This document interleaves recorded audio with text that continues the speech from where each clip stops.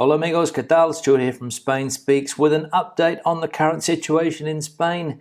Day 133 of the current situation, and today it's all about the closing of Spain's infamous nightlife around many places in the country, or at least they're trying to curb the nightlife in the country at the moment. Firstly, a big thanks to all of the people that left comments on the last video. Lots of comments, lots of debate happening there. Thanks to people that supported the channel through a small donation. You can see your names here. Thanks to people that bought merchandise, and a big thanks to my patrons on Patreon for your support. Now, let's get into some of the news that has caught my attention over the last couple of days. And as I said, it's all about nightlife, or the lack of nightlife in Spain at the moment. We can see here that Catalonia is the latest area to close nightlife in order to curb the transmission of the virus. Catalan health authorities have agreed to suspend the opening to the public of discotheques, dance halls and party rooms with shows throughout Catalonia to try to stop the transmission of the coronavirus. Musical activities with dance floors and spaces set up outside the establishments are also suspended throughout Catalonia, and gaming halls, casinos and bingo halls are obliged to close at 12 midnight. Madrid is another region that is also contemplating restricting nightlife at the moment. We can see here that Madrid has reported 2 new outbreaks of the virus, with 15 cases associated to leisure establishments. The positive cases have occurred in a cocktail bar in the capital and a restaurant with a terrace in Móstoles. And this has led the deputy president of the Madrid community, Mr. Aguado, to warn that they will take measures to control these main sources of the outbreaks, including nightlife. So Spain's nightlife in general, as I said before, famous around the world, under threat because it has become one of the main reasons for outbreaks in Spain at the moment. Now, there's been a bit of talk in recent times about a possible border closure between France and Spain. However, that doesn't seem to be the case. I don't think the border will be closing anytime soon. However, France has recommended its citizens not visit Catalonia. We can see here that they strongly recommend people not to travel to Catalonia due to outbreaks. The French Prime Minister warns that the situation in the Catalan community shows degraded health indicators. So another setback there for the tourism industry and for Catalonia, as France warning people not to travel to that part of the world. Now let's have a look at the health situation in Spain. As we have said, it's not all that good at the moment, and we can see here that the virus has rebounded in 30 provinces, and here's a map with the situation of infections in each one. And we can see that we have red high risk, yellow normal risk, and normal risk in green. And that area particular there with the French border going from the Basque Country through Aragon and all the way to Catalonia in red at the moment, as are areas like Madrid and various provinces in Andalusia. But it looks to be that 50% of the country is in a normal situation. So we'll keep an eye on that over the next few days. Now, we saw before that Spain's nightlife is one of the main reasons for outbreaks at the moment. And we can see here this headline: Spain's reopening stumbles as virus cases rise among young people. Outbreaks are putting Spain back under pressure, but this time the focus is on younger people and the risk that they are unwittingly spreading the virus. So that's where the majority of cases are at the moment in Spain, with young people. And of course, as we saw there, the risk that they unwittingly spread the virus to elderly family members. And that's going to be one of the big problems in coming weeks and months. Now, even though case numbers are worrying at the moment, there are some differences between what happened in March and what's happening today. We can see here that why the virus progress is different from March, despite the fact that the data is similar. The health department reports 922 cases in 24 hours.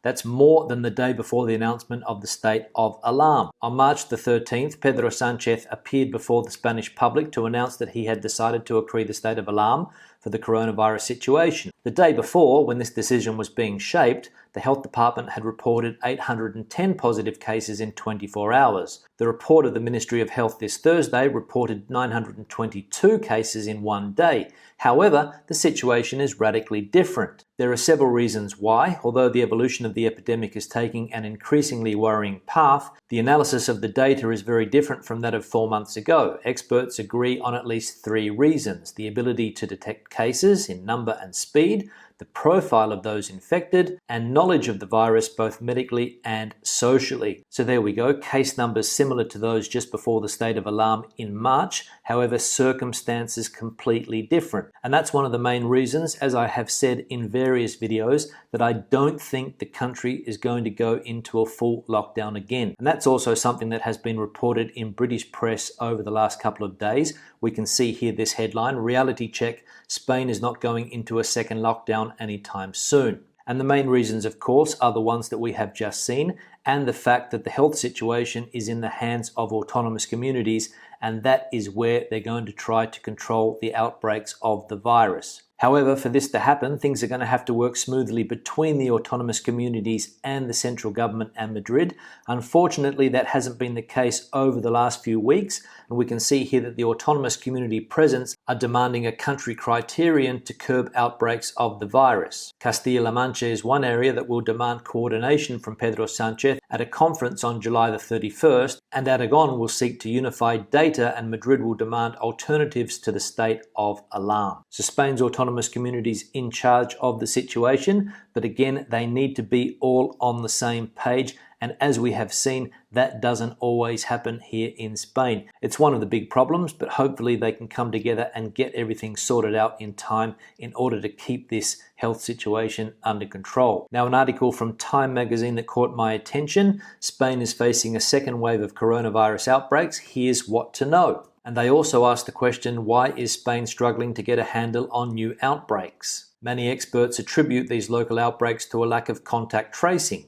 People who have tested positive for the virus in Spain have reported that they were not asked to provide a list of people or establishments they came into contact with in the 2 weeks leading up to their diagnosis. Sonia Ramirez, a 21-year-old Spaniard from the northeast region of Catalonia, told Associated Press that after testing positive for the virus, she independently had to warn family and friends of possible exposure. They didn't ask me who I had been with, and they didn't even ask if I had been to work recently, which of course I had. Time also poses the question, what can other countries learn? And they say that although other countries can learn from Spain's mistakes with contact tracing and opening the border too quickly, one expert says that the key to curbing the spread of the virus is clear communication with the public about the pandemic. He said, we didn't manage to communicate well that this pandemic will last a long time and that the protective measures should be implemented at all times, he says. I think that the more we can communicate that the pandemic can be maintained through collective responses instead of through authoritarian measures,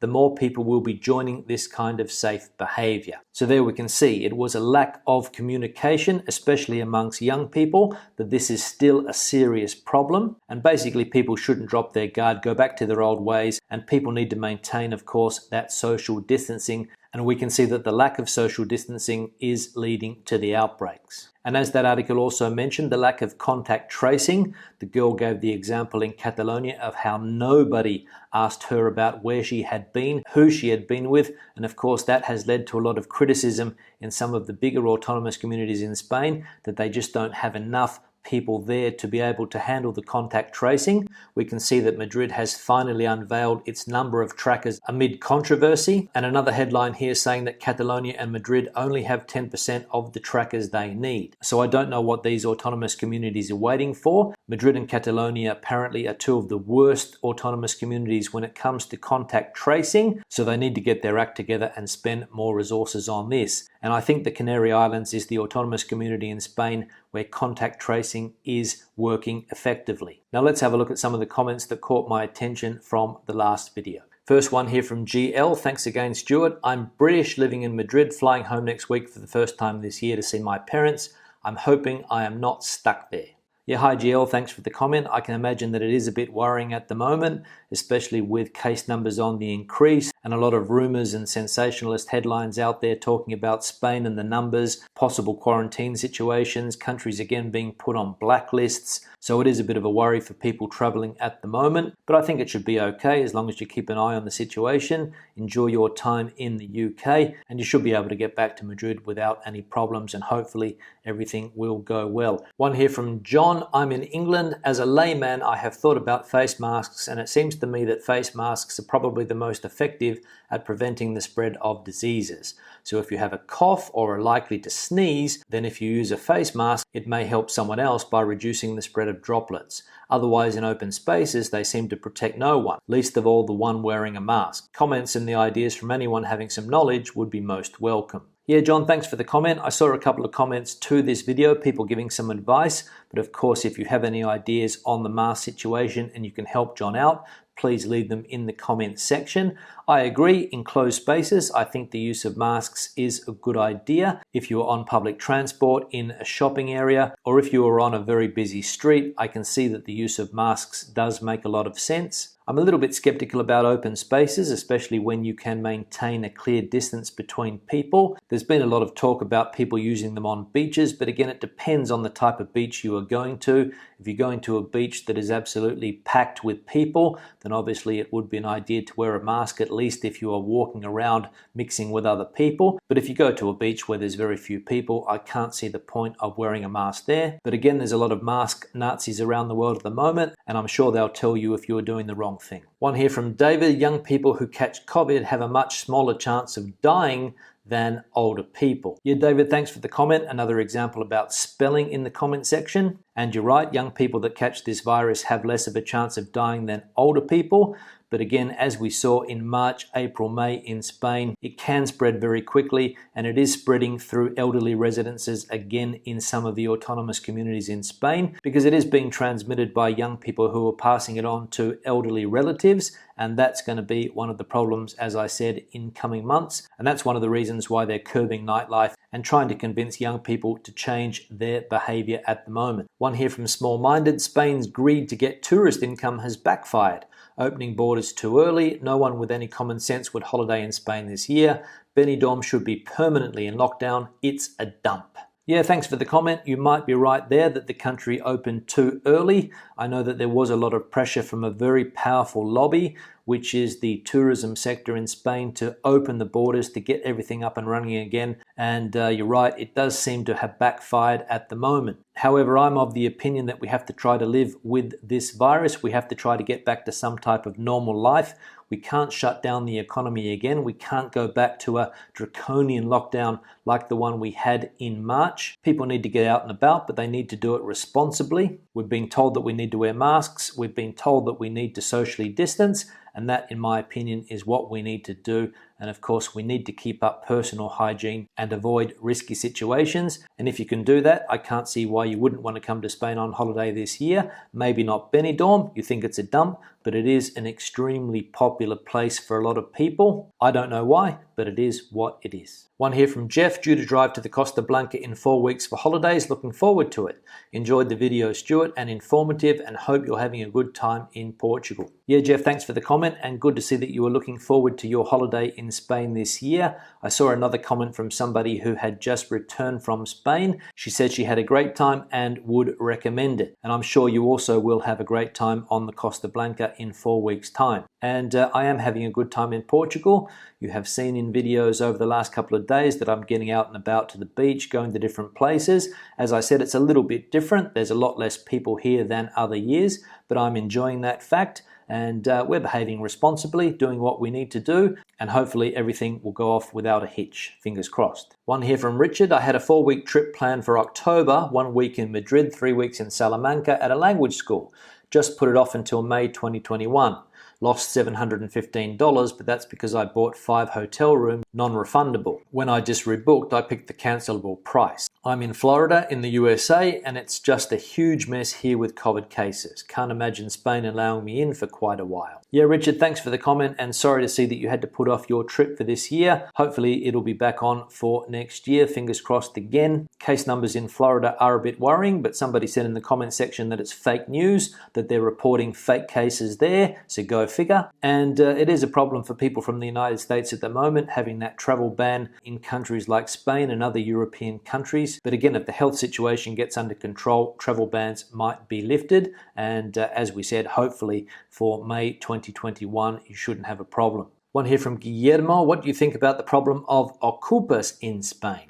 Yeah, thanks for the comment. There's been lots of comments in recent times asking me about ocupas because the Spanish press at the moment is fascinated by this topic. To be honest, ocupas is a problem that is not new. It's been around for a long time. The press every now and again drags it out and makes it front page news, and it's a problem in other countries around the world as well. For those of you that don't know, the word ocupa is a squatter, and they're people that can move into your home, change the locks, and you can have a lot of trouble getting them out. And it is a problem, and I think the law needs to be changed in order to protect the homeowner and of course not protect people that move into homes illegally. But as I said, it's a problem that's been around for a long time, and I don't think it's going to disappear anytime soon. One here from My Media: it really annoys me that all governments seem to be caring more about the economy than lives. Yeah, thanks for the comment. The emphasis does now seem to be on the economy. We had the emphasis in previous months on the health situation. Here in Spain, the government, as we saw, decided to close the economy down, and the consequences of that are going to be paid for in years to come. Not only economically, but also from a health point of view. If people lose their jobs, of course, they can fall into depression. So the secondary effects also can be huge. And